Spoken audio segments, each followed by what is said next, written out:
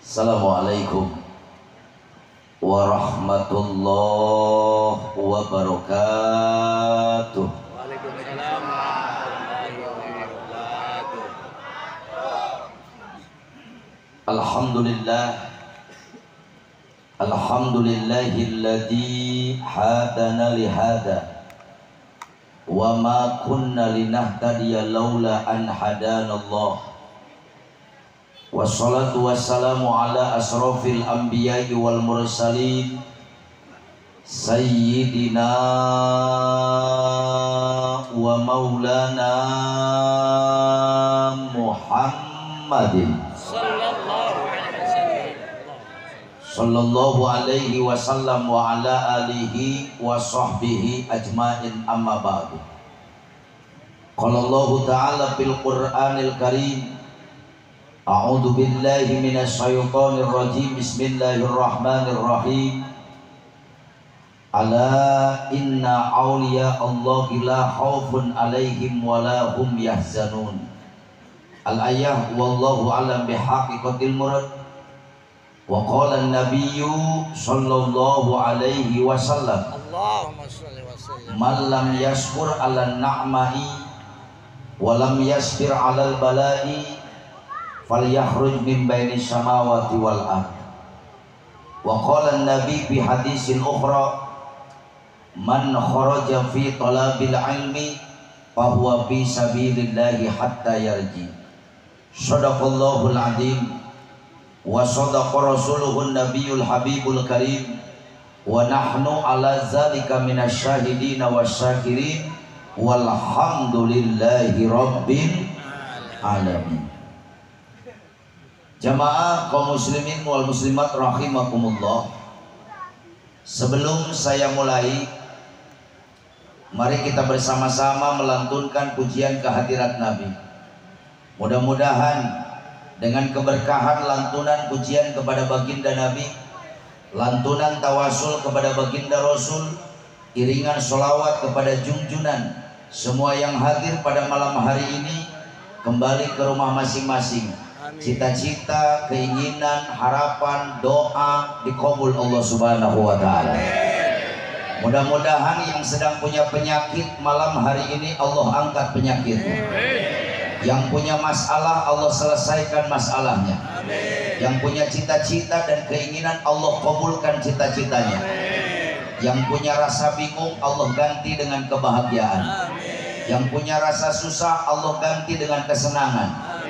Dan mudah-mudahan yang sedang banyak hutang, nah ini kelihatan orang Rawal ini mukanya kompak, muka bawah hutang semua. Mudah-mudahan pulang dari sini kebayar hutangnya.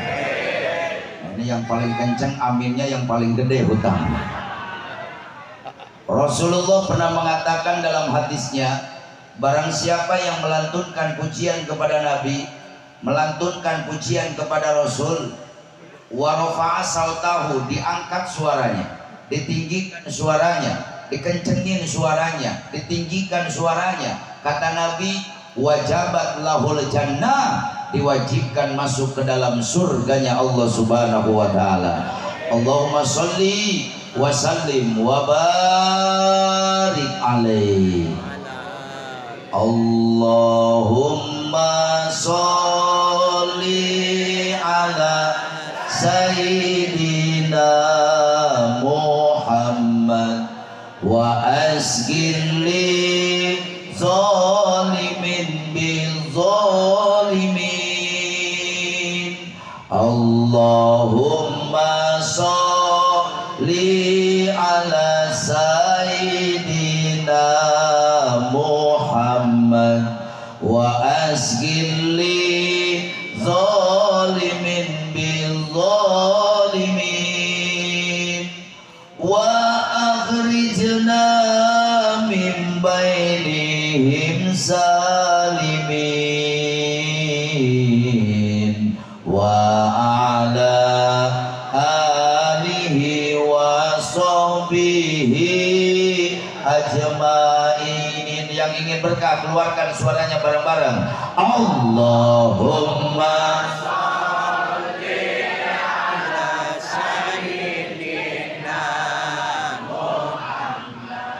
wa asgilli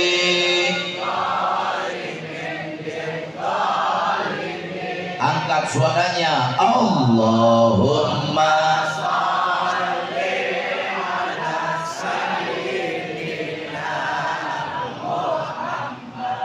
wa asgilli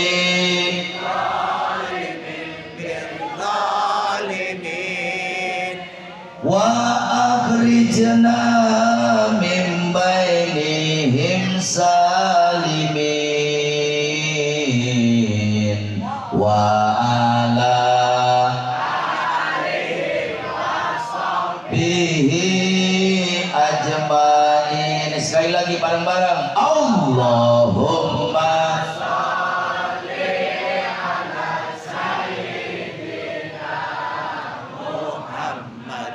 wa asgilli. Sekali lagi Allahumma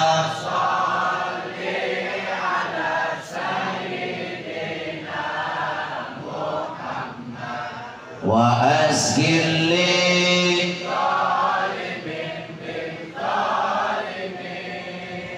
wa akhrijna min bainihim salimin wa ala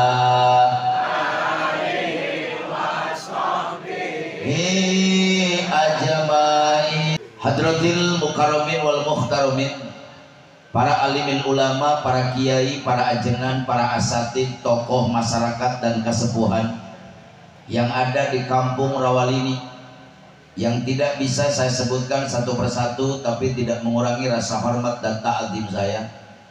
Wabil khusus kepada keluarga besar Al-Hasaniyah, Sahibul Haul Kiai Haji Muhammad Hasan, yang saya hormati dan saya muliakan Sahibul Bait Kiai Haji Mansur Hasan beserta keluarga besar. Kita doakan mudah-mudahan para alim ulama, para kiai, para ustadz, kesepuhan, guru-guru kita Allah berikan panjang umur, sehat walafiat. Aparatur pemerintah min adnal wilayah ilal a'lal wilayah, Pak RT, Pak RW, Pak Lurah, Pak Camat. Alhamdulillah pada malam hari ini kita dihadiri oleh Bapak Sekda Kabupaten Tangerang. Kita doakan mudah-mudahan aparatur pemerintah yang ada di Republik Indonesia tercinta ini Allah jadikan aparatur pemerintah yang program-program kepemerintahannya ada dalam ridho Allah Subhanahu wa Ta'ala. Para panitia penyelenggara kegiatan haul besar, guru besar kita Kiai Haji Muhammad Hasan sebagai pendiri sekaligus muassis dari Pondok Pesantren Al-Hasaniyah. Kita doakan mudah-mudahan pengorbanan keluarga besar Al-Hasaniyah di dalam mengadakan acara kesepuhan, baik pengorbanan moral, material, harta, benda dan pikiran, Allah balas dengan pembalasan yang berlipat ganda.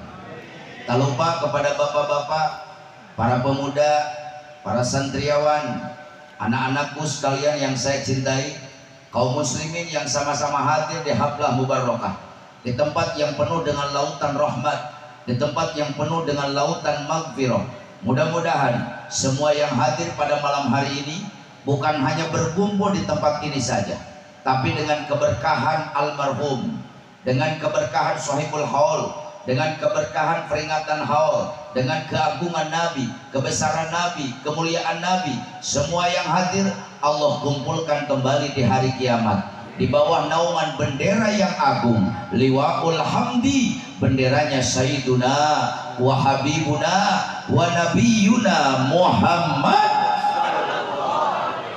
Sallallahu Alaihi Wasallam. Kita bersama-sama memasuki surganya Allah Subhanahu wa Ta'ala. Hadirin rahimakumullah, tidak akan panjang lebar yang akan saya bahas pada kesempatan malam yang berbahagia ini. Saya tanya kepada jamaah, ini kemalaman enggak? Jawab yang semangat, kemalaman enggak? Kuat sampai jam 3? Sampai jam 3 kuat? Alhamdulillah. Ini nyuruh ngaji apa mau matiin saya ini? Ceramah nggak usah panjang-panjang Pak. Air 1 ember diisi penuh, airnya tumpah nggak ada manfaatnya. Betul? Yang penting saya ceramah, yang hadir pulang bawa Jawab yang semangat. Saya ceramah, orang sini pulang bawa Saya pulang bawa amal. Amal. Ini maaf, Kiai Haji Manfaat. Saya ceramah sudah 27 tahun Pak. Sumpah saya nggak butuh amplop. Yang penting doa. Ya kacau ini.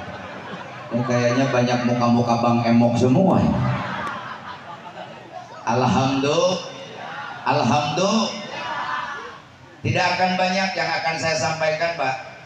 Saya tertarik tadi dengan Bapak Sekda Kabupaten Tangerang bertanya kepada seorang anak tentang siapa yang harus kita muliakan, dan itu sesuai dengan hadis Rasulullah yang ada dalam kitab Sahih Muslim, bahwa yang harus kita hormati adalah ummuka, ibumu, summa abuka, baru bapakmu. Karena wanita ini diciptakan oleh Allah indah menurut Islam, dihormati Allah, diagungkan Islam, dimuliakan Rasul. Makanya hidup yang paling indah ini jadi perempuan Pak. Kenapa Allah tidak ciptakan perempuan dari tulang kepala? Karena Allah ciptakan perempuan bukan untuk memimpin. Sehebat apapun jadi perempuan, setinggi apapun jabatan sebagai perempuan, seluas apapun ilmu sebagai perempuan, harga mati. Ar-rijalu qawwamuna 'alan nisa. Yang jadi pemimpin dalam keluarga itu adalah laki-laki. Kenapa Allah tidak ciptakan perempuan dari tulang pundak? Karena Allah ciptakan perempuan bukan untuk jadi beban keluarga. Kenapa Allah tidak ciptakan perempuan dari tulang punggung? Karena Allah ciptakan perempuan bukan untuk jadi tulang punggung keluarga. Kenapa Allah tidak ciptakan perempuan dari tulang tangan? Kenapa Allah tidak ciptakan perempuan dari tulang tangan? Tolong catat laki-laki. Karena Allah ciptakan perempuan bukan untuk jadi boneka, bukan untuk jadi mainan, bukan untuk dipermainkan laki-laki. Kenapa Allah tidak ciptakan perempuan dari tulang kaki? Tolong catat kaum laki-laki. Karena Allah ciptakan perempuan bukan untuk diinjak, lain yang ditinjak, bukan untuk dihina, bukan untuk diremehkan, bukan untuk disakiti. Tapi perempuan diciptakan Allah dari tulang rusuk Nabi Adam sebelah kiri, tulang rusuk dekat dengan hati perempuan, untuk dimengerti hatinya, untuk dilindungi perasaannya, untuk dijadikan pendamping, untuk dipeluk, untuk diberikan kemesraan. Itu adalah perempuan. Ini kalau ada ibu-ibu rame kayaknya. Tapi saya tanya bapak-bapak, Pak, tulang rusuk itu bengkok apa lurus? Jawab yang kenceng. Tulang rusuk bengkok apa lurus? Perempuan ini bengkok. Dilurusin kekencengan patah. Enggak dilurusin bengkok terus. Makanya kadang-kadang saya ngehadapin istri serba salah Pak. Enggak dibentak, meridit seumur hidup. Dibentak terlalu kenceng, bawa koper minta dicerai. Hati-hati dengan tulang bengkok. Tapi perempuan ini luar biasa Pak. Coba saya tanya, ini orang Rawalini pengen masuk surga? Urusan surga jangan pura-pura Pak. Siapa tahu di malam acara haul kesepuan ini Allah bukakan 7 pintu langit, Allah kirimkan miliaran malaikat untuk mengaminkan doa kita. Saya tanya, orang Rawalini pengen masuk surga? Tapi kayaknya nggak ada muka surga di sini. Jangankan kita Pak, wali yang setiap hari Allah bersihkan hatinya dari sifat sirik, bidik, dengki, ujub, riya, takabur. Wali yang setiap hari Allah bersihkan dari sifat hubud dunia, serakah terhadap dunia.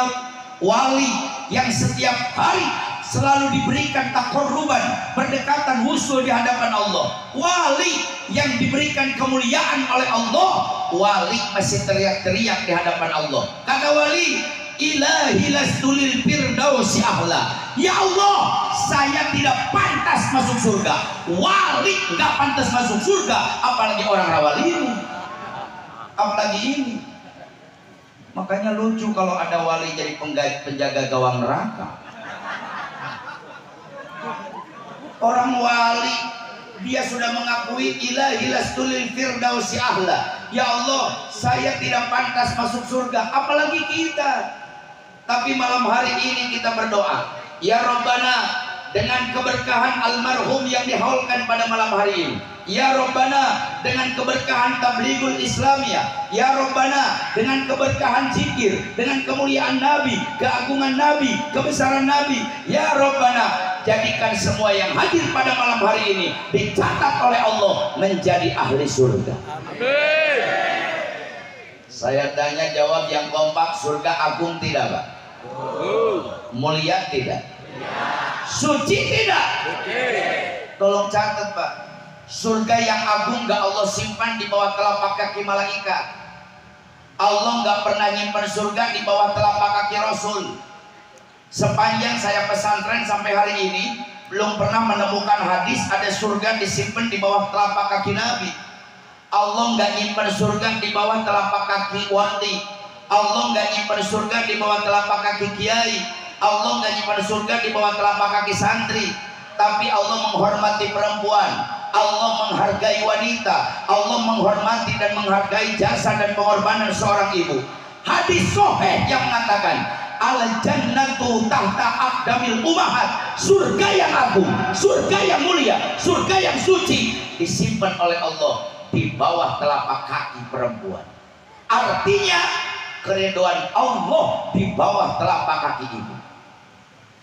Saya takut kedengaran anak-anak pulang dari sini diperiksa kaki ibunya. Mah, mana surga? Kata ibunya, coba lihat tuh Tong. Ini anaknya pusing kok, surga belah-belah begini ya. Orang sini bilangnya apa? Kalau orang Sunda namanya rorombeheun. Kalau orang Rawal ini apa? Kapalan. Sampai tetangga saya ada yang rajin datang ke dokter Pak. Dok! Nah itu ruginya jadi dokter. Di Indonesia ini Pak, kalau Bapak ingin punya anak jadi dokter, masuk universitas kedokteran biayanya 1,5 miliar. Di Indonesia ini lucu Pak, orang ingin punya jabatan, ingin punya gelar, kuncinya punya uang. Jangan mimpi ingin jadi bupati tegak duit. Jangan mimpi pengen jadi camat gak punya uang. Jangan mimpi jadi gubernur pengen gak punya uang, apalagi jadi menteri, apalagi jadi presiden. Ingin jadi polisi, asup akademi kepolisian, biayanya ratusan juta. Masuk, ingin jadi TNI, masuk Akmil, akademi kemiliteran, biayanya ratusan juta. Bapak ingin punya anak sarjana hukum, kuliahnya puluhan juta Pak. Setelah jadi sarjana hukum, pengen jadi pengacara, biayanya ratusan juta. Ini yang hadir banyak yang gak jadi apa-apa karena gak punya uang. Udah jadi dokter gak ada yang sopan ke dokter Pak. Gak ada yang bilang wah dokter, gak ada yang bilang mang dokter, semuanya dok. Nah, itu kalau dokternya satu, kalau banyak dorok dok. Jadi kayak petasan. Dok, ada apa Bu? Saya punya penyakit dok. Penyakit apa? Tuh, belah-belah. Kata dokter itu mah obatnya gampang. Apa? Menggusruk. Jadi obat merombeh itu menggusruk. Al jannatu tahta aqdamil ummahat. Surga yang agung, surga yang mulia, surga yang suci disimpan oleh Allah di bawah telapak kaki seorang ibu. Makanya saya titip pesan kepada masyarakat Rawalini. Orang Rawalini, jangan macam-macam kepada namanya seorang ibu. Lidah ibu itu tajam. Tidak ada doa yang mampu menembus 7 lapis langit, hanya doa seorang ibu terhadap anak. Tidak ada doa yang mampu menggoncangkan aras Allah kecuali doa ibu terhadap anak. Dan tidak ada doa yang paling tinggi derajatnya di mata Allah hanya doa seorang ibu terhadap anak. Seorang waliullah dari Yaman, Al-Habib Salim As-Satiri, beliau pernah mengatakan dalam satu kitabnya, kata Al-Habib Salim As-Satiri, derajatnya doa ibu terhadap anak melebihi doanya 70 wali kutub. 70 wali kalah dengan doa seorang ibu terhadap anak. Lidahnya tajam. Orang Sunda ngomong sacidung metu saucap nyata. Ngomong apapun jadi kenyataan. Jangankan doa benarnya, doa salahnya ibu terhadap anak dikabul Allah. Kalau Anda ibu-ibu di Rawalini sakit hati sama anaknya, keceplosan ngomong, kata ibunya, Tong, celaka lu. Saya berani bersumpah dengan nama Allah, demi Allah, kalau anaknya belum minta maaf sama ibunya, sebelum mati harus ngalamin celaka dulu. Kata ibunya, belangsak lu Tong hidup. Saya berani sumpah dengan nama Allah, wallahi billahi wa rasuli, demi Allah, kalau anaknya belum bersimpu minta maaf terhadap ibunya, sebelum mati harus ngalamin belangsak dulu. Karena doa ibu itu tajam. Ridullah biridul walidaini, keriduan Allah tergantung keriduan dari orang tua. Hadirin, ad-dunya darul amal walaysa darul jazaa. Dunia ini hanya tempat beramal, bukan tempat pembalasan. Makanya pengumuman kepada masyarakat Rawalini, hei orang Rawalini yang gak pernah sholat, dengerin, jangan pernah mimpi datang malaikat bawa api dibakar orang-orang yang gak sholat. Karena dunia bukan tempat pembalasan. Orang Rawalini yang gak pernah puasa, jangan mimpi datang malaikat mau pentungan dipukulin orang yang gak puasa. Karena dunia bukan tempat pembalasan. Ad-dunya darul amal, dunia ini hanya tempat beramal, walaysa darul jazaa, bukan tempatnya pembalasan. Pak, yang gak sholat, yang gak ngaji, yang gak puasa, yang zina, yang mabok, yang selot, ini lagi ramai selot. Tapi saya sedih, ternyata terbesar di Jawa Barat. Dan yang paling gede di Bogor juga lagi. Sampai kecamatan dekat saya itu judi online-nya terbesar se-Indonesia, Pak, Bogor Selatan. Ini musibah besar. Kalau di Singapura, di Malaysia, yang saya baca di media, orang yang judi online itu ditangkap. Setelah ditangkap didenda sebesar-besarnya. Ini di Indonesia yang judi online dikasih bansos. Inna lillahi wa inna ilaihi, musibah besar. Hadirin, yang judi, yang mabuk, yang zina, Allah akan buktikan nanti siksaannya di akhirat. Akan Allah buktikan siksaannya di akhirat. Wa may ya'mal misqala dzarratin khairan yarah wa may ya'mal misqala dzarratin syarran yarah. Walaupun orang Rawalini berbuat maksiat sebesar biji sawi, yang paling kecil-kecilnya biji, wallahi, demi Allah, Allah akan buktikan nanti siksaannya di akhirat. Tapi ada satu dosa, Pak, yang tidak akan Allah hutang. Ada satu dosa yang Allah bayar kontan di dunia. Ada satu dosa yang Allah buktikan di dunia sebelum mati, yaitu dosa kepada orang tua. Dosa kepada orang tua sebelum Allah ajab di akhirat, siksaannya Allah akan buktikan di dunia. Ridullah biridul walidaini, keriduan Allah tergantung dari keriduan orang tua. Saya yakin keluarga besar almarhum mengadakan acara peringatan haul yang begitu besar ini ingin mencari keriduan dari orang tua. Kita doakan mudah-mudahan anak-anak almarhum menjadi anak-anak yang soleh dan solehah, berbakti kepada orang tua, menjadi membahagiakan kedua orang tuanya dunia dan di akhirat. Jadi sekali lagi, lidah seorang ibu itu tajam. Bapak tahu di Mekah itu ada imam besar. Imam besar di Masjidil Haram namanya Syekh Abdurrahman As-Sudais. Beliau menjadi imam besar 38 tahun. Gajinya per bulan udah nggak kehitung. Ada yang mengatakan dikasih cek sama raja, terserah isi mau berapa lo gaji per bulan. Ada yang mengatakan 3,8 miliar per bulan. Gaji imam Masjid Nabawi 2,8 miliar per bulan. Di Saudi Arabia, Pak, masjid yang dipakai Jumat, imamnya digaji 280 juta per bulan. Saya tanya, di Rawal ini gaji imam berapa duit? Gratis. Lo kencing aja bayar 2.000. Imam gratis. Hadirin, Syekh Abdurrahman Sudais ini menjadi imam besar karena keberkahan ibunya. Lihat dalam buku biografi Syekh Abdurrahman Sudais. Beliau waktu usia anak-anak umur 7 tahun, 8 tahun, beliau bandel. Ibunya lagi bikin kue, Pak. Mau datangan tamu. Udah beres bikin kue, disiram pasir sama Syekh Abdurrahman Sudais. Ini ibunya marah besar. Kata ibunya, "Hei Sudais, pergi lu jadi imam Masjidil Haram." Diusir tapi didoain. "Hei Sudais, lu ini kue udah jadi, lu siram pasir, pergi sana jadi imam Masjidil Haram." Akhirnya doa ibunya diaminkan malaikat, dikabulkan Allah. 38 tahun jadi imam besar Masjidil Haram. Beda dengan orang Lawal ini. Kalau kesel sama anak disumpahin, "Hei bangsat lu."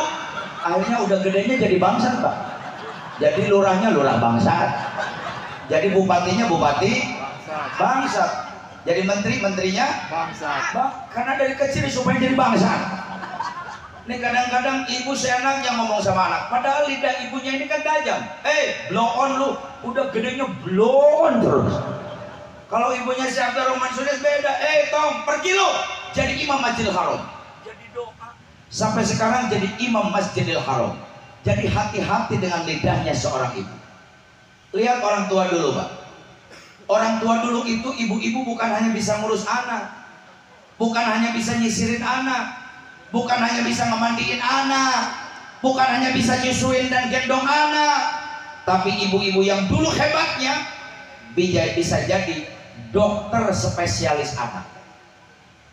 Anak sakit nggak usah dibawa ke dokter, sama ibunya juga sembuh.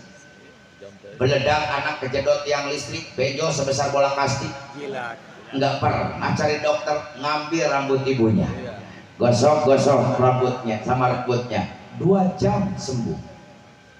Sekarang mau pakai rambut gimana? Rambut istrinya udah pada dimerahin. Ya macam-macam. Kadang-kadang umat Islam dari aneh-aneh, Pak. Saya pernah ketemu anak muda di kampung saya, rambutnya dimerahin. Oh, saya tegur, Kasep, sini dong. Kenapa Pak Ustadz? Lu rambut hitam-hitam kenapa dimerahin? Gaul dong kan? Ustadz sholat subuh terus sih. Ini kenapa gaul nyalahin sholat subuh? Apa urusannya gaul sama sholat subuh? Makanya Ustadz harus update. Lihat dong orang Inggris, orang Amerika, orang Jerman, Australia, rambutnya merah kan pantas. Saya jawab, bapak lu Islam, ibu lu juga Islam, kakek lu juga Islam, nenek lu juga Islam, moyang lu Islam. Islam jangan lihat Amerika, Islam jangan lihat Inggris, Islam jangan lihat Jerman. Itu bukan kiblat umat Islam. Islam lihat Al-Quran dan hadis. Islam jangan lihat orang Saudi belum tentu akhlaknya Islam. Islam jangan lihat orang Mekah pun belum tentu akhlaknya Islam. Tapi Islam lihat Al-Quran dan hadis. Laqad khalaqnal insana fi ahsani taqwim. Manusia ini dibentuk oleh Allah dengan bentuk yang paling sempurna. Tidak ada makhluk Allah yang paling sempurna, hanya satu, manusia. Coba lihat ibu-ibu perempuan pakai kerudung, kan pantas, Pak. Kenapa? Manusia. Coba bayangin kebo pakai jilbab. Gak kebayang gua kebo pakai jilbab. Bapak-bapak pakai sarung, pakai peci, pakai koko, pantes. Kenapa? Manusia. Coba kambing pakai samping. Kambing pakai kain, Pak. Jalannya udah repot. Allah ciptain mata sempurna, Pak.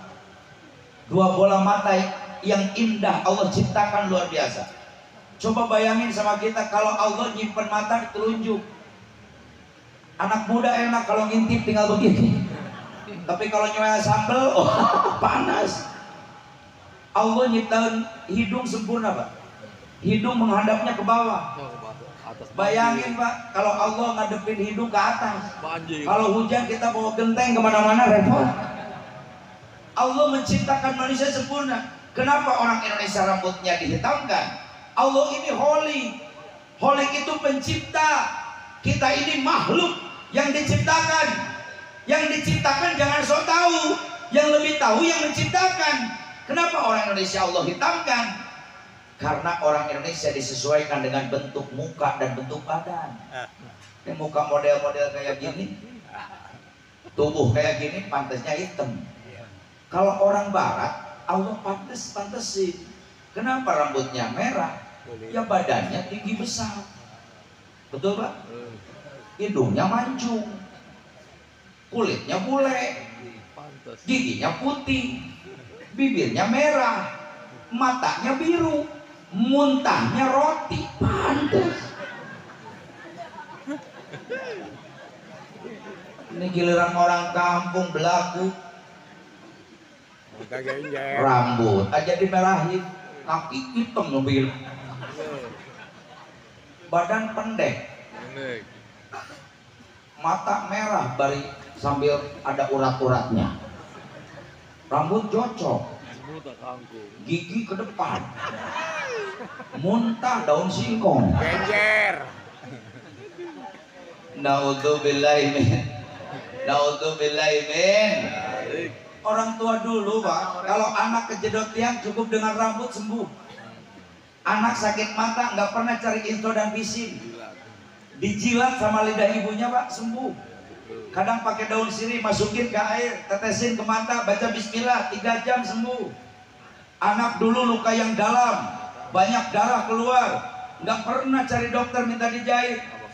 Kalau anak luka dalam kena pisau, ibunya jadi dokter, lari pinggir rumah, ambil dedaunan, dikecek, diludahin, ditempel, 2 jam kering. Ludah ibu sampai ludah jadi betadin. Anak batuk terus, pagi batuk, siang batuk, sore batuk, malam batuk, batuk gak berhenti-berhenti, gak pernah ke apotek, gak punya duit, ke rumah sakit gak ada ongkos, ke puskesmas gak punya duit, ngambil apa namanya kalau di Sunda, kencur muda, dilumat-lumat, masukin ke anak, 3 hari meninggal, Pak. Masa sembuh terus? Ini kan penyakitnya parah, paru-paru basah. Apa hubungannya kencur sama paru-paru? Dulu, Pak, anak sakit perut, kembung, nggak pernah cari diapen, nggak pernah cari dialet, tolak angin belum ada, antangin nggak banyak yang kenal. Kalau anak masuk angin kembung, ibunya jadi dokter, Pak. Lari ke dapur ngambil minyak tanah, inget gak? Ingat. Saya masih kecil dulu sering masuk angin, ibu lari ke dapur ngambil minyak tanah, dioles-oles, untung perut saya nggak dibakar. Minyak tanah, sampai dioles-oles dibacain doa. Doanya bukan doa kulhu palak pinas ayat kursi, salat basito, salat makulah, salat istighosah, salawat mu'abbad, bukan salawat pati, salawat umi, salawat sipak, bukan. Dulu doanya doa orang tua dulu. Kalau kata orang tua dulu namanya jampe, jampenya orang tua dulu. Kalau kata kampung saya di Cimandek namanya jang jawokan. Tapi awas orang Rawalini, jangan pernah menghina doa orang tua dulu. Jangan pernah menghina jang jawokan. Kenapa? Allah nggak lihat doanya, Pak. Allah nggak lihat jampenya. Yang Allah lihat sosok ibunya, yang hatinya tulus ikhlas tanpa pamrih mencintai anak, yang 9 bulan mengandung, mati dan hidup mengeluarkan tubuh anak, yang 2 tahun air susunya disedot gratis oleh anak, yang ribuan kali pangkuannya pernah dikencingi sama anak, yang air matanya pernah mengalir gara-gara mendoakan anak. Ada 4 air yang tidak dibalas dari seorang ibu. Yang pertama, air ketuban seorang ibu nggak bisa dibalas. Yang kedua, air susu seorang ibu tidak bisa dibalas. Yang ketiga, darah seorang ibu di waktu melahirkan. Yang keempat, air mata seorang ibu di waktu mendoakan anak. Ini 4 air tidak bisa dibalas oleh seorang anak terhadap ibunya. Hadirin, jampenya juga jampe orang tua dulu, tapi manjur. Sambil dioles-oles pakai minyak tanah, cakakak, cewewe, iyu, talina, didahar, dibewe, hitut, jadi nabrot, gitu. Sembuh. Kenapa? Karena lidahnya tajam. Kenapa orang tua dulu lidahnya tajam? Karena banyak zikir. Kenapa orang tua dulu banyak zikir? Karena dulu nggak ada yang ganggu zikir. Dulu handphone nggak ada, Android nggak ada, Facebook nggak ada, Twitter nggak ada, betul Pak? TikTok nggak ada, YouTube nggak ada,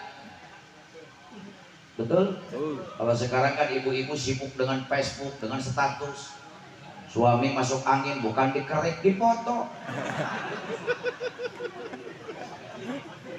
Kata suaminya, gua masuk angin jangan dipoto, kerik. Udah dikerik, dipoto lagi. Dimuat di status. Alhamdulillah suamiku baru masuk angin, belum masuk Kristen. Naudzubillahi min. Dulu TV aja hitam putih, betul nggak Pak? Nyalanya juga bukan pakai listrik, pakai aki. Kalau akinya mau habis, gambarnya nyium. Acara TV dulu cuma satu, TVRI, nggak ada lagi. TVRI nggak ngerusak umat Islam, Kiai. TVRI nggak ngeganggu umat Islam. Gimana mau ngeganggu? Jam 8 nyala, jam 9 mati lagi. Jam 9 nyala, jam 10 rombok lagi. Acara televisi sekarang dari jam 1 sampai jam 1 banyak yang mengganggu umat Islam, betul. Acara televisi banyak yang menghancurkan umat Islam, betul. Acara televisi banyak yang merusak umat Islam, betul. Bahkan banyak acara televisi yang mengkafirkan dan memurtadkan umat Islam.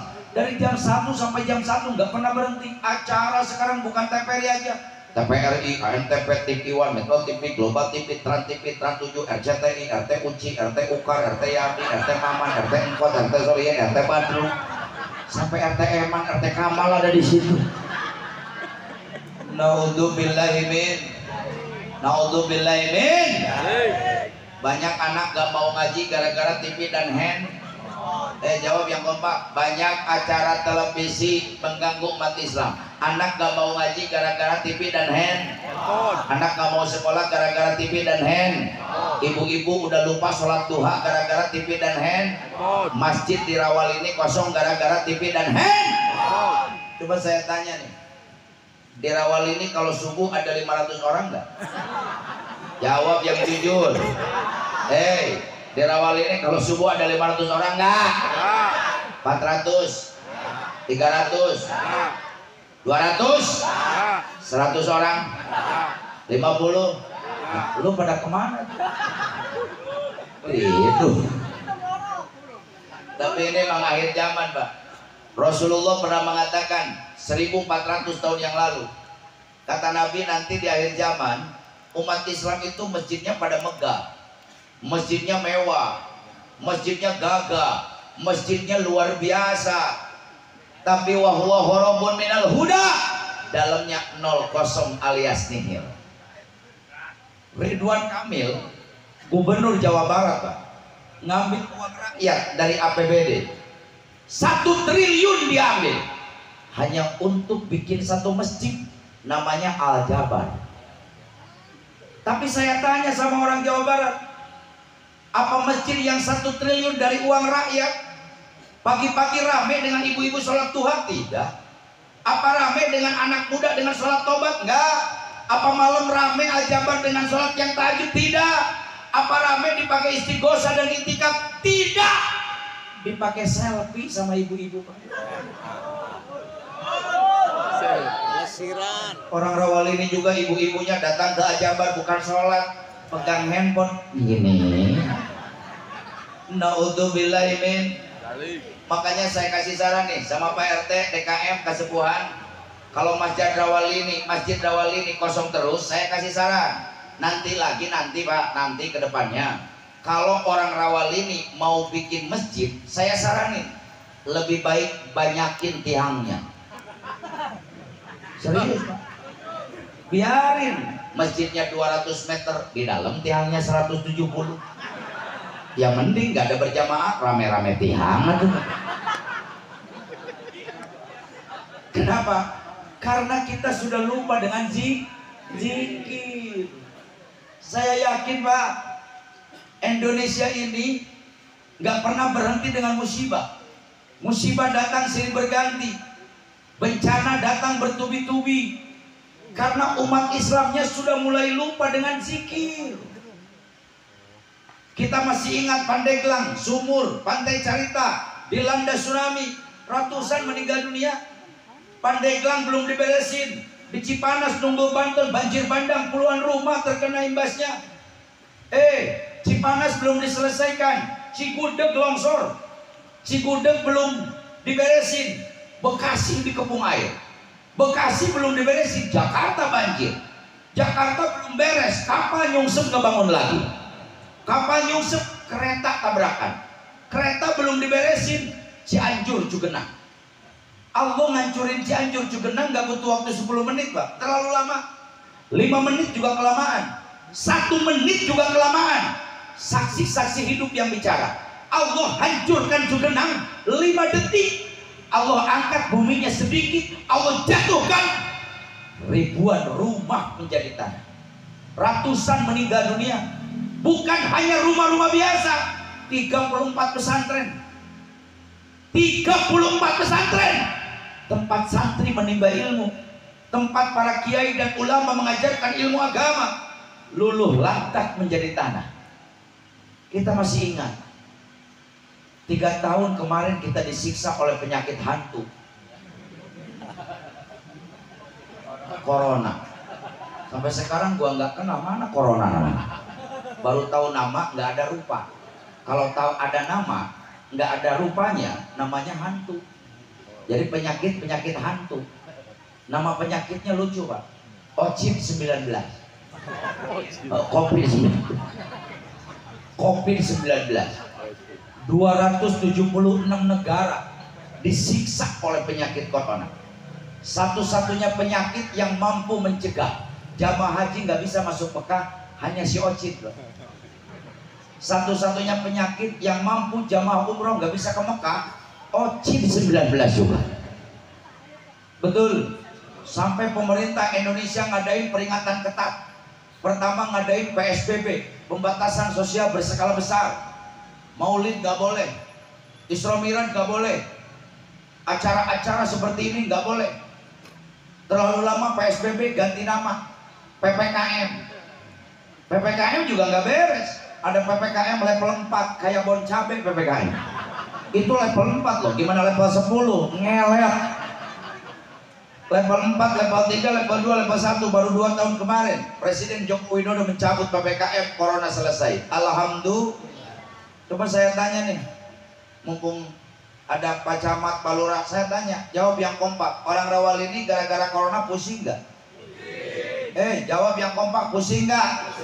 Stres nggak? Yang dagang nggak rame dagangnya, yang ngojek nggak ada penumpangnya, supir angkot bingung setorannya, pembisnis nggak ada duitnya, yang mau usaha keluar kota dilarang keluar kotanya. Tolong catat nih, oleh orang Rawalini. Jangankan supir angkot, jangankan tukang ojek, jangankan pembisnis, boro-boro tukang dagang. Gara-gara corona, mubalik kori bangkrut orang. Goreng manggil. Benar-benar ngesel ini corona. Ini tukang son juga bangkrut, tahu gua. Itu kebetulan corona datang bulan Rajab lagi banyak-banyaknya job. Bulan Rajab datangnya Pak, jadwal ceramah saya udah 78 panggung, Serang, Tangerang, Pandeglang, Karawang, sampai Brebes. Gara-gara corona batal semua. Istri saya sampai kurus ngedadak. kurang berkat sampai sakit sampai meninggal kemarin. Jadi saya baru ditinggalkan istri 6 bulan yang lalu. Doanya Pak, mudah-mudahan ij'al qabroha rodatan min riyadil jannah. Allah jadikan taman dari taman surga Allah Subhanahu wa taala. No problem. Kullu nafsin za'iqatul maut. Setiap yang bernyawa pasti mengalami kematian. Istri saya meninggal, kebetulan saya lagi di Mekah. Jadi baru setelah selesai tolak wada, baru 10 langkah anak saya telepon, ibunya udah meninggal dunia. Gak apa-apa Pak, iza za'al daluhum la yastakhiruna sa'atan wa la yastaqdimun. Di saat datang ajal, nggak bisa mundur 1 menit, nggak bisa maju 1 menit. Kalau boleh saya protes, saya waktu di Masjidil Haram, saya lagi dekat Ka'bah, lagi dekat Hijr Ismail, lagi dekat Hajar Aswad, lagi dekat Rukun Yamani, lagi dekat dengan Multazam, dekat dengan Maqam Ibrahim, di tempat tawaf, lagi di Masjidil Haram, di Mekah, di tempat suci, di Maqam Ijabah, di tempat yang diijabahnya doa. Kalau saya belum protes kan ngomong, ya Allah, nanti aja kalau mau diwafatkan udah pulang umroh. La yastakhiruna sa'atan wa la yastaqdimun. Tidak bisa mundur 1 menit, tidak bisa maju 1 menit. Al mautu babun wa kullu nas dahiluha. Mati itu adalah pintu, setiap manusia pasti akan masuk ke dalam pintu kematian. Enggak ada dalam sejarahnya manusia yang selamat dari kematian. Tidak ada dalam kamusnya manusia yang terhindar dari kematian. Junjunan kita Rasulullah SAW usianya hanya 63 tahun lebih 4 hari. Ini perlu dicatat. Usia Kangjeng Nabi 63 tahun lebih 4 hari. Umatnya nggak akan lebih dari itu. Makanya awasnya, kalau malam hari ini ada kakek-kakek, nah umurnya udah 63 tahun lebih 2 hari, nah 2 hari lagi. Dah, jangan kemana-mana. Bahoy, 2 hari lagi. Ini kakek-kakek menggigil. Nyesel gua hadir. Kok gua jadi tinggal 2 hari begini? Bahoy, 2 hari. Pokoknya Abah 2 hari lagi bakal dapat rezeki yang besar. Amin. Oh, hidup lagi nih kakek-kakek.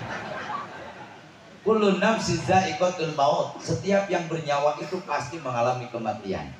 Mudah-mudahan tamamu nikmat mautu ala dinil Islam, wafat kita membawa iman dan Islam, kesempurnaan nikmat, yaitu wafat dalam keadaan diterima iman dan Islam.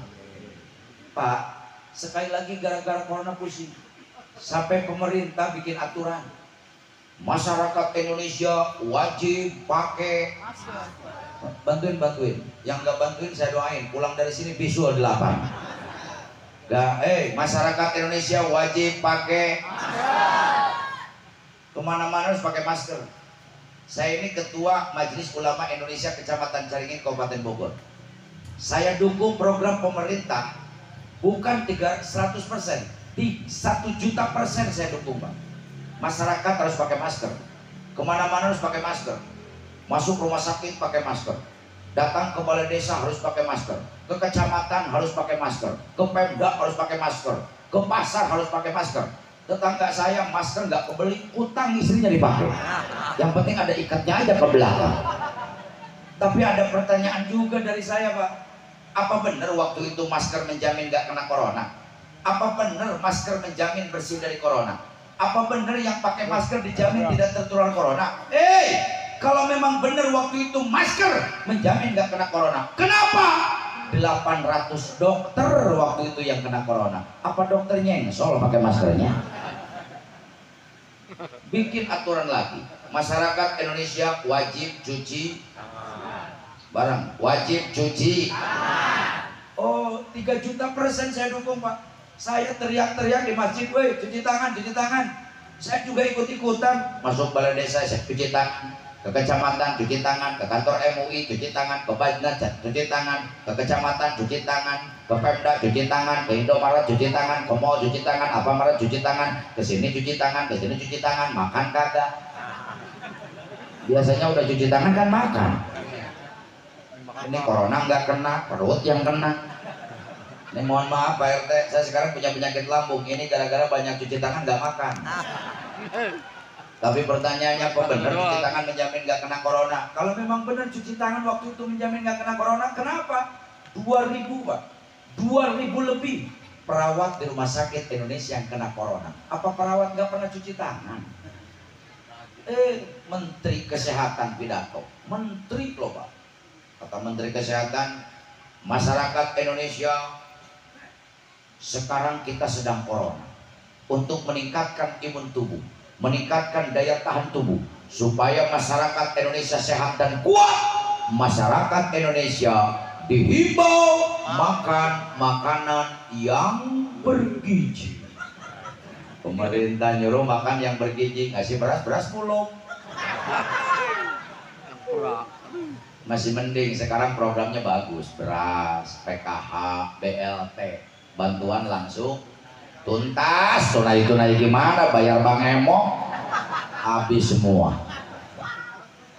Tapi dulu saya pernah sakit hati juga. Kadang-kadang program pemerintah ini menghinakan rakyat, melecehkan rakyat. Dulu pernah ada program Raskin, beras orang miskin. Yang kenceng jawabnya, Raskin, beras orang miskin. Pernah nyampe nggak ke Rawalini? Pantes banyak muka-muka Raskin di sini. Doain nih, nanti bulan Oktober presiden kita baru, amin. Mudah-mudahan program yang baru Pak Prabowo ngasih program bukan Raskin tapi Raskai, beras orang. Yang kenceng biar jadi doa, Raskai, beras orang. Yang putih, pulen, dimakannya juga enak. Betul. Kalau Pak Prabowo nggak sanggup bikin Raskai, doain 2029 biar saya jadi presiden, amin. Lu ketawa-ketawa kayak nggak percaya.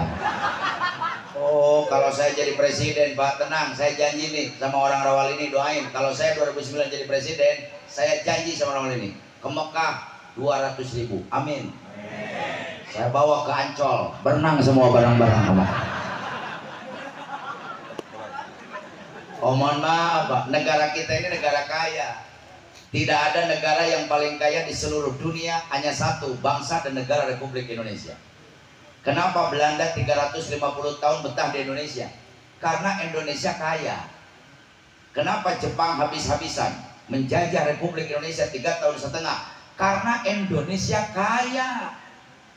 Kenapa proklamator kemerdekaan Republik Indonesia Insinyur Soekarno membacakan teks proklamasi di Jalan Pegangsaan Timur nomor 56 Jakarta pada tanggal 17 Agustus 1945.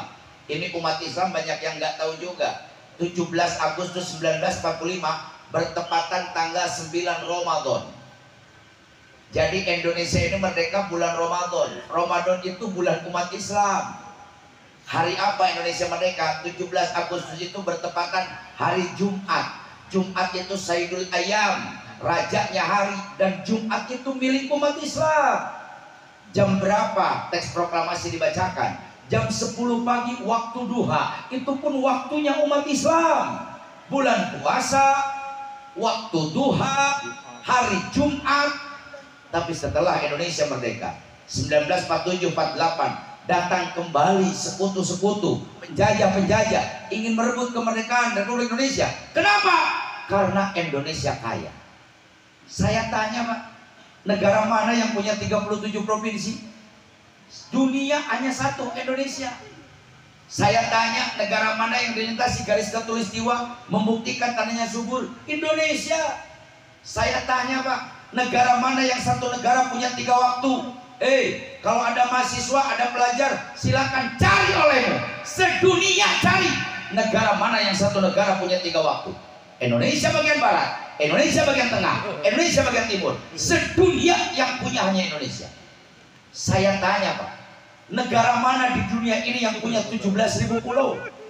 17.000 pulau. Indonesia. Negara mana yang lautannya luas? Indonesia. Negara mana yang lautannya kaya? Indonesia. Kalau Bapak ingin tahu laut Indonesia kaya, di Jawa Barat ada namanya Pelabuhan Ratu. Di Pelabuhan Ratu itu Pak, ada ikan, namanya ikan jabrik kalau orang pelabuhan namanya. Kalau kita bilangnya ikan tuna. Ikan tuna ini aneh, fenomena alam, kejadian alam. Ikan tuna di Pelabuhan Ratu Kalau masih kecil, dia senangnya berenang di lautan Australia. Jadi laut Pelabuhan Ratu itu berbatasan dengan Australia. Jadi kalau waktu masih kecil, masih anak-anak ini ikan, senangnya berenangnya di lautan Australia. Tapi giliran udah gede mau panen, balik ke Pelabuhan Ratu. Ini kayaknya Indonesia. Saya tanya, negara mana yang punya ribuan suku bangsa? Di Indonesia suku bangsa banyak, Pak. Suku Sunda, suku Jawa, suku Irian, suku Papua, suku Maluku, suku sapi, suku kambing yang kemarin dikasih sama yang nyembeli, suku bebek, ada suku hitam, suku zebra, itu suku rorombeheun termasuk juga. Saya tanya, negara mana yang punya ribuan bahasa? Jawab yang kompak, Indo. Saudi Arabia kaya, bahasanya cuma satu. Bahasa apa? Arab. Arab itu bukan milik Saudi, Pak. Palestina yang hari ini sedang dibombardir oleh Zionis Israel, yang hari ini sedang dibantai oleh Zionis Israel. Israel ini negara pengecut sebetulnya, Pak. Dia beraninya perang hanya sama anak-anak kecil, beraninya ngebunuh sama hanya anak-anak balita, bayi-bayi yang baru lahir. Dia beraninya sama perempuan, beraninya sama orang yang nggak bawa senjata. Giliran sama tentara Hamas lari tunggang langgang, kocar kacir. Beraninya hanya ngebunuh anak, ngebunuh perempuan, ngebunuh orang tua, ngebunuh balita, ngebunuh bayi. Makanya kalau ada orang Rawalini yang hatinya tidak punya rasa peduli dengan Palestina, demi Allah, Allah akan pertanyakan nanti di hari kiamat keimanan keislaman kita di hadapan Allah. Hati-hati, Pak, harus peduli dengan Palestina. Nekat jangan. Ya, ada kakek-kakek ke rumah saya, Ustaz, tolong berangkatkan saya ke Palestina. Saya siap jihad fisabilillah. Batuknya setengah jam. Boro-boro perang lo ngomong aja udah batuk terus. Jangan nekat juga. Ada anak muda, oh konyol juga, Pak Ustaz, saya masih sehat, fisik saya kuat, saya siap dikirim ke Palestina menjadi mujahid. Saya bela Palestina habis-habisan demi agama Islam, mempertahankan Masjid Aqsa milik umat Islam. Saya siap perang bertumpah darah di Palestina. Perang di Palestina itu bukan pakai ludah. Perang di Palestina bukan pakai ludah, bukan. Pakai senjata, pakai pistol, pakai granat, pakai pesawat tempur. Kalau ada umat Islam di Indonesia yang siap perang, siapkan dulu mental, siapkan dulu fisik, latihan perang, latihan strategi perang. Pegang peralatan, pelatihan pistol. Ini kerambol doyan, ngudut tiap malam, pengen ke Palestina. Datang ke Palestina, pegang pistol, kebalik. Harusnya Israel yang mati, jadi dia yang mati. Boro-boro ngebantu Palestina, ngerepotin orang Palestina. Harus dikubur. Nekat jangan. Umat Islam kalau mau peduli cukup dengan harta. Gimana Pak Ustadz harta? Kan suka ada tuh organisasi-organisasi peduli Palestina, peduli Palestina. Ada uang 1 juta kasih, Pak. Ini kepedulian saya buat Palestina. Nanti di saat di hadapan Allah ditanya tentang kepedulian, saya sudah nyumbang untuk Palestina. Nggak ada 1 juta 100 ribu, nggak ada 100 ribu, 50 ribu, ya Allah, kepedulian saya dengan Palestina. Nggak ada 50 ribu, 10 ribu, nggak ada 10 ribu, 5 ribu. Pak Ustadz takut nggak nyampe, lu mah sodako enggak, curiga udah. Bodoh amat mau nyampe mau kagak, yang penting kita peduli dengan Palestina. Kalau nggak bisa dengan harta, dengan doa. Ini tugas kita nih, tiap selesai sholat doanya pendek, Pak. Ya Allah, menangkan Palestina, hancurkan Israel. Panjang nggak doanya? Jawab yang kompak, panjang nggak? Ngeganggu nggak? Enggak. Ya Allah, menangkan Palestina, hancurkan Israel. Tiap udah sholat aja. Ini bukti kasih sayang kita, kepedulian kita terhadap umat Islam yang ada di Palestina. Amin. Ya Allah, ya Rabbal. Palestina bahasa Arab, Yaman bahasa Arab, Kuwait bahasa Arab, Oman bahasa Arab, Qatar bahasa Arab, Abu Dhabi bahasa Arab, Dubai bahasa Arab, Irak bahasa Arab, Iran bahasa Arab. Daerah Timur Tengah kebanyakan mayoritas bahasa Arab. Tapi di Indonesia ini hebat, Pak. Negaranya cuma satu, bahasanya 1126 bahasa. Ada bahasa Sun, yang kencang jawabnya. Basun, Jaw, Iri, Papua, Maluku, Madura, Makas, Manat, Aceh, Lampung, Padang, Batak, Dayak, Minahasa, Palembang, Jambi, banyak. Tapi yang paling kaya, jangan salahkan saya, ini bukan mentang-mentang orang Sunda. Yang paling kaya di seluruh Indonesia, bahasa yang paling kaya hanya satu, bahasa Sunda. Sunda ini kaya Pak. Sunda Banten, Sunda Bogor beda.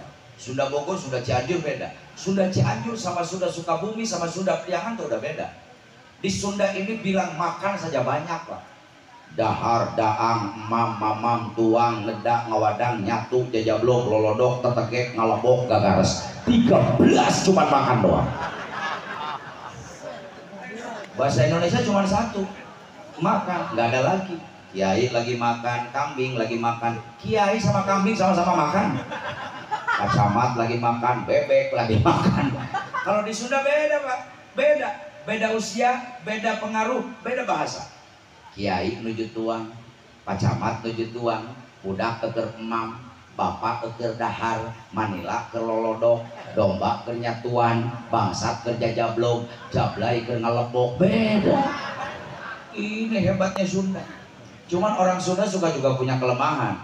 Orang Sunda itu kelemahannya Pak, kalau ke kota suka bawa penyakit, kalau ke Jakarta suka bawa penyakit. Penyakit apa? Penyakit mah. Saya mah, ini mah, ya begitu mah, oh mah dibawa-bawa. Ini bahasa. Saya tanya negara mana yang tanahnya subur, jawab yang kompak, Indo. Negara mana yang tanahnya makmur, Indo. Negara mana yang tanahnya serba ada, Indo. Jawab yang kompak. Di Indonesia pisang ada, nangka, durian, jengkol, pete, singkong, sampai singkong ada. Di Rawalini singkong ada. Singkong enak dibakar, enak direbus. Dimakan, dibakar, direbus, dimakan, direbus. Mau dibakar, mau direbus, kalau nggak dimakan, aneh-aneh aja.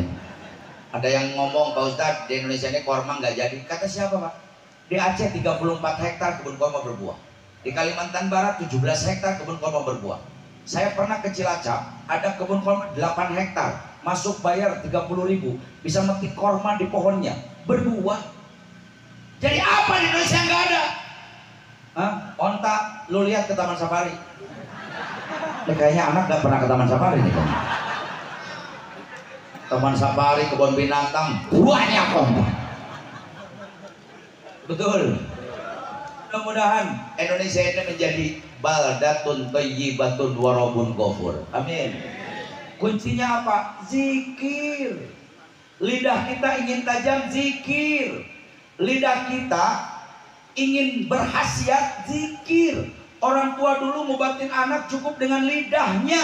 Kenapa? Karena banyak zikir. Dan anak-anaknya nurut. Jangankan dengan dosa, pamali aja mereka takut Pak. Betul? Betul? Makanya terakhir nih, saya kasih pesan sama orang Rawalini. Ini kebetulan acara haul. Mudah-mudahan anak-anak kita menjadi anak-anak yang soleh dan soleha. Kadang-kadang orang Rawalini berpikir, anak yang sukses itu kalau rumahnya gedung. Anak yang sukses itu kalau mobilnya banyak. Kadang-kadang orang tua zaman sekarang berpikir, anak sukses itu kalau motornya banyak, kalau uangnya banyak, kalau sawahnya besar. Kadang-kadang kita berpikir anak sukses itu kalau udah jadi TNI, kalau udah jadi polisi. Anak sukses itu kalau udah jadi dokter, udah jadi bidan, udah jadi perawat. Anak sukses itu kalau udah jadi sarjana, kalau udah insinyur, udah jadi arsitek. Anak sukses itu kalau udah jadi lurah, udah jadi camat, udah jadi gubernur, udah jadi bupati, udah jadi menteri, udah jadi presiden, udah jadi jenderal. Tolong catat, masukkan di dalam hati. Salah besar. Anak sukses bukan rumahnya megah. Anak sukses bukan mobilnya mewah. Anak sukses bukan hartanya banyak. Tapi tolong catat, anak yang sukses, anak yang bisa menemani orang tuanya di waktu sakaratul maut, itu anak yang sukses. Percuma anak bapak kaya kalau waktu bapak sakaratul maut nggak bisa nemenin, sibuk dengan duniawinya. Alangkah indahnya orang Rawalini, bapak-bapak, di saat sakaratul maut datang anak kita, alumni Pondok Pesantren Al Hasaniyah, ngusap-ngusap di kepala kita sambil mengucapkan, Pak, ucapkan Allah, Allah, Allah. Ini anak yang sukses. Alangkah bahagianya kita menghadap Allah yang mentalkin kita bukan orang lain, tapi anak-anak kita dididik dengan agama. Dan tolong catat Pak, anak yang sukses bukan anak yang jadi dokter, anak sukses bukan anak jadi bidan, anak sukses bukan anak jadi perawat, anak yang sukses bukan anak jadi pengusaha. Tapi tolong catat orang-orang awal ini, anak yang sukses, anak yang bisa membandingkan jenazah kedua orang tuanya di saat sudah menjadi mayat di hadapan Allah. Dulu kita yang membandingkan anak. Alangkah terhormat dan bahagianya di saat kita menghadap Allah yang memandikan tubuh kita bukan orang lain, tapi anak-anak kita yang dididik oleh agama. Dan tolong catat Pak, anak yang sukses bukan anak yang jadi pilot, anak yang sukses bukan anak yang jadi pramugara. Anak yang sukses bukan anak jadi TNI, bukan anak jadi polisi. Tolong catat oleh orang Rawal ini, anak yang sukses, anak yang bisa membungkus kain kafan kedua orang tuanya di saat menjadi jenazah di hadapan Allah.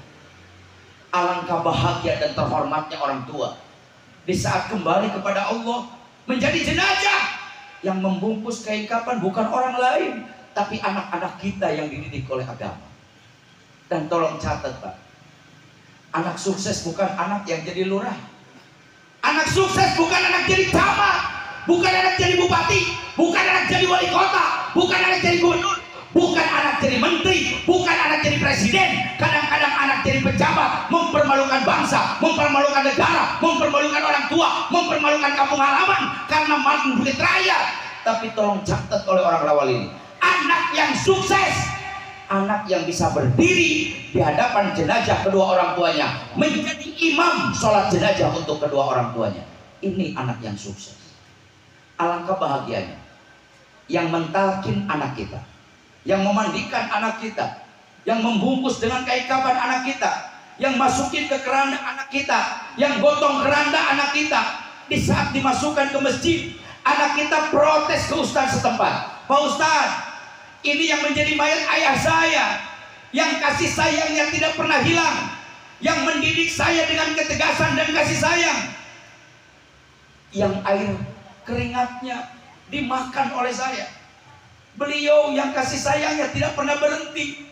Pak Ustadz, izinkan untuk sholat jenazah saat ini, biarkan saya anaknya yang menjadi imam, supaya bapak saya bangga di hadapan Allah bahwa anaknya mampu menjadi imam sholat jenazah. Itu anak yang sukses. Dan tolong catat Pak, anak yang sukses bukan anak yang ngasih uang tiap minggu, uangnya belum jelas, tahu haram tahu kagak. Anak yang sukses bukan anak ngasih makanan ke orang tuanya yang tidak jelas, tahu haram tahu halal. Tapi tolong catat oleh orang Lawal ini, dan mudah-mudahan menjadi pelebur hati-hati kita yang kotor tentang duniawi. Anak yang sukses adalah anak yang setiap hari Jumat datang ke makbaroh orang tuanya, duduk di makom orang tuanya sambil mengangkatkan tangan, Allahumma gfirli zunubi wali walidayya warhamhuma kama rabbayani shaghira. Allahumma gfir lahum warhamhum wa'afihim wa'fu anhum. Allahumma ij'al qabrahum raudatan min riyadil jannah wa la taj'al qabrahum hufratan min hufarin niran. Anak yang sukses yang setiap hari Jumat datang ke makbar orang tua, mendoakan orang tuanya selamat di akhirat. Ini anak yang sukses. Solusinya bagaimana supaya anak kita bisa mentalkin orang yang sakaratul maut? Bagaimana anak kita bisa memandikan jenazah, bisa membungkus kain kafan, bisa menjadi imam sholat jenazah, bisa membacakan suratul Fatihah di hadapan kedua orang tuanya tiap hari Jumat, bisa menghaulkan kita setiap tahun. Kuncinya anak pesantrenkan, masukkan ke pesan yang kencang, masukkan ke pesan, masukkan ke Al-Hasani. Di pesantren dididik bagaimana mentalkin orang sakaratul maut. Di pesantren diajarkan bagaimana memandikan jenazah. Di pesantren dididik bagaimana membungkus kain kafan. Di pesantren dididik bagaimana caranya sholat jenazah. Dan di pesantren pun diajarkan bagaimana caranya mendoakan orang tua. Ingat hadis Rasulullah SAW, iza mata ibnu Adam in qata amalu illa min salasin.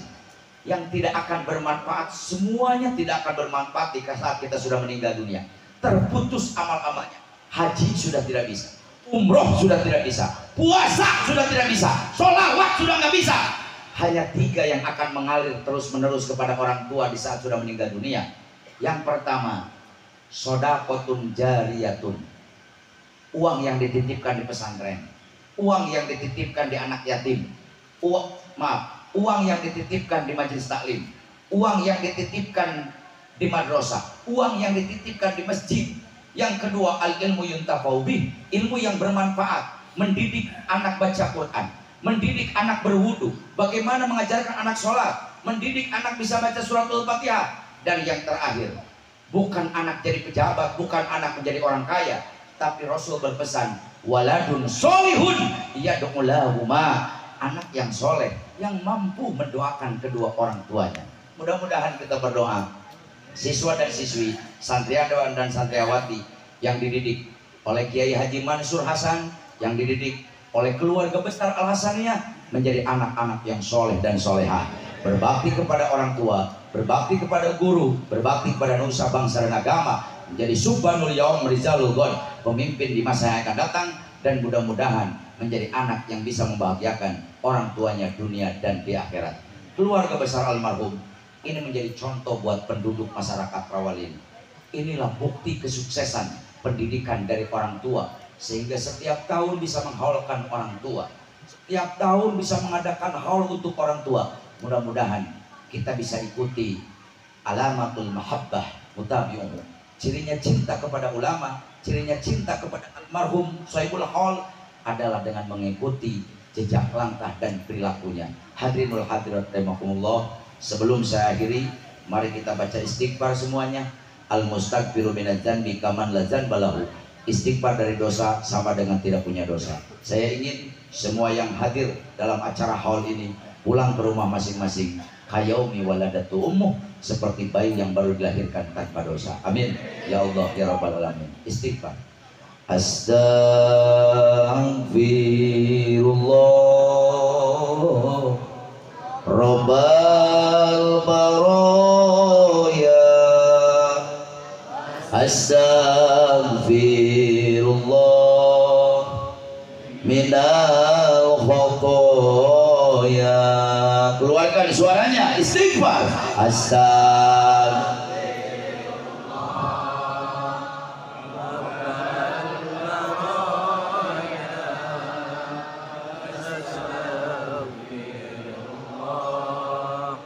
Minal. Angkat tangan semuanya, kita berdoa bareng-bareng. Rabbi zidni ilman nafi'an wa wafiqni amalan maqbulan wa wahabli rizqan wasi'a wa tub alayya taubatan nasuha wa tub alayya taubatan nasuha. Istighfar.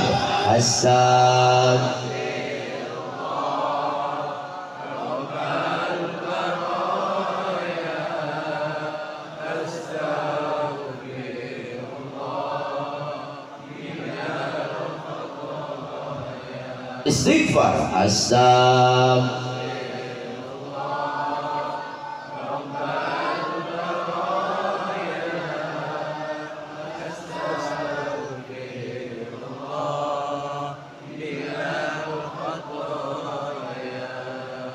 Haul kesepuhan menjadi buktinya dosa hambamu ingin diampuninya. Al-Hasaniyah yang jadi saksinya, tobat hambamu ingin diterimanya, jauhkan hambamu dari azab neraka. Istighfar. Astagfirullah.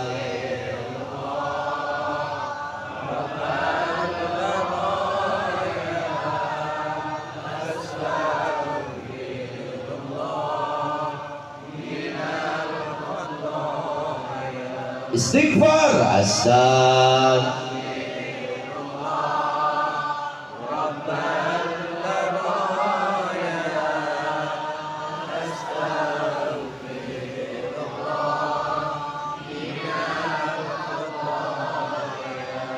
Hadirin, angkat tangannya, kita berdoa masing-masing.